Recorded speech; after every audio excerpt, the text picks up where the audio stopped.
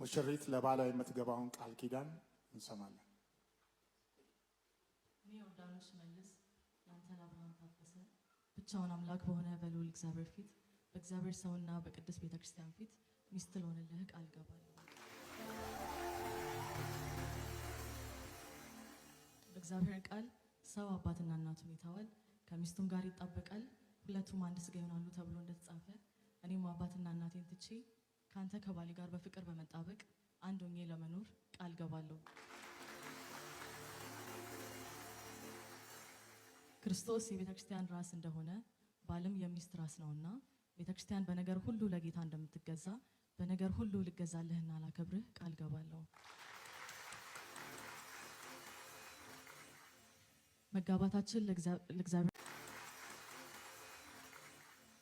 መጋባታችን ለእግዚአብሔር ክብር ነውና አብረን በህይወት በምንኖርበት ዘመን ሁሉ በዙሪያችን ላለው ዓለም ኢየሱስ ክርስቶስን የሚያሳይ ህይወት ለመኖር ቃል ገባለሁ።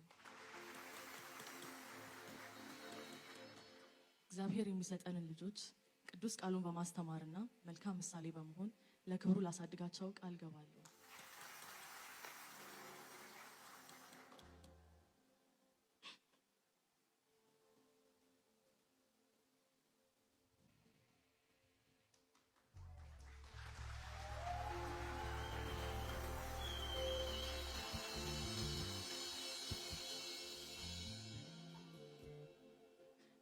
እግዚአብሔር መፋታትን እንደሚጠላ እኔም መፋታትን እጠላለሁ።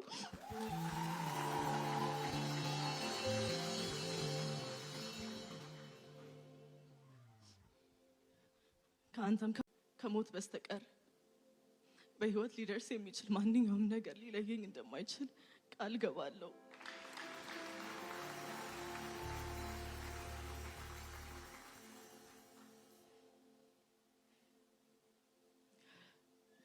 ለገባሁትም ቃል ኪዳን ምልክት ይሆን ዘንድ ይህን ቀለበት አስርልሃለሁ።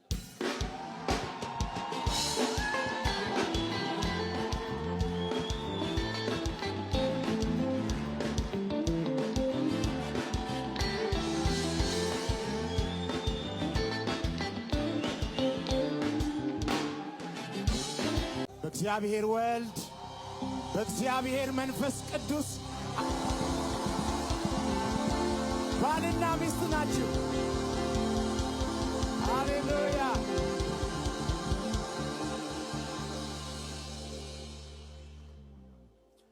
እንግዲህ እግዚአብሔር አንድ ያደረገውን ሰው አይለያይ።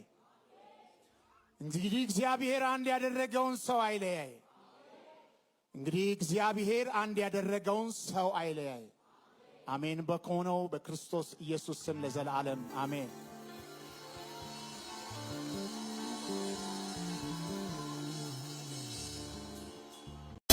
እግዚአብሔር ያከበረውን ሰው ያክብረው።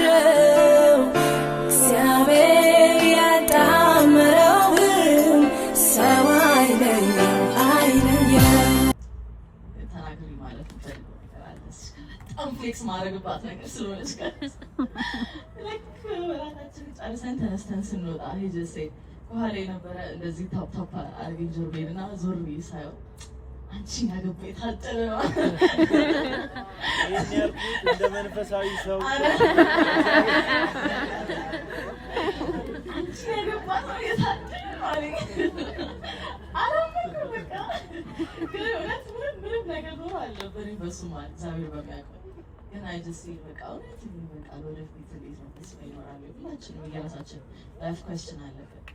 ሰው ማውቀው ሰውዬ አንድ ቀን አግኝቼው እንደሚሄድ ነው ለ10 ቀን ነበር 10 ቀን አልተፋታኝም። በቃ በጆሮዬ ጌታ እንደዚህ ነው ጌታ ይባላል ይሄን ብትወስጂ እኮ እንደዚህ ያው ሚኪ ያለ ምስክር ኧረ አብርሃም ይባል ልጅ ነው አይተዋወቅም ያስጨነቀኝ ጥሩ ነው የሚጨማ ሰሚው ጥሩ ነው የሚያወራ ይዲ ጋር ላከኝ። ግን ከረጅም ጊዜ አልኩሽ ማለት ወደ ጌታ እንድመጣ ያደረገኝ ሰው ነው። ባይለው ያብሺ ለእኔ መንፈሳዊ አባቴ ነውና ግን እሱ እንደ የመጀመሪያ ፍቅረኛ ነኝ። ባይለው ይሄ በዚህም ፍሌክስ ማድረግ ፈልጋለሁ ደስ እያለኝ ማለት ነው። እና እሱን እንዴት ነው በቃ ሁላችንም የሆነ ስቴፕ ስንሄድ በተለይ ቤት ለማድረግ መወሰንና የሆኑ ጊዜያቶች እየደረሱ ሲመጡ ኖቲስ የምናደርጋቸው ነገሮች አሉ። በተለይ ሴቶች ስናደርጋ ትንሽ እንደከሸፈ የገባኝ ነገር ይህ ሳይወደኝ አይቀርም፣ ግን እግዚአብሔር በሚያውቀው ጌታ ፊት በምን አቅም ማለት ሂዝ ሆል ላይፍ ጌታ ቤት ያደገ በቃ እግዚአብሔርን ያገለገለ የኖረ እንግዲህ ሁሉም ሲያወሩ እንደሰማችሁት ነው። እኔ የኔ ላይፍ በጣም ክሬዚ ነው ላብሽ የእውነት ነው ብላችሁ ግን እኔ እንደዚህ ነበርኩ እንዲህ ነበርኩ እዚህ ገብቼ እዚህ ወጥቼ ምናምን ዩኒቨርሲቲ ላይፍ ዱርነት እና ሳወራው ተአምር በቃ ለሱ እውነቴን ነው። ግን አንድ ቀን እንጃ ጀጅ አድርጎኝ አያውቅም በእውነት ከሱ ከእግዚአብሔር በታች ከሱ የተሻለ የሚያገኝም ሰው አለ ብዬ አላስብም ሆነስትሊ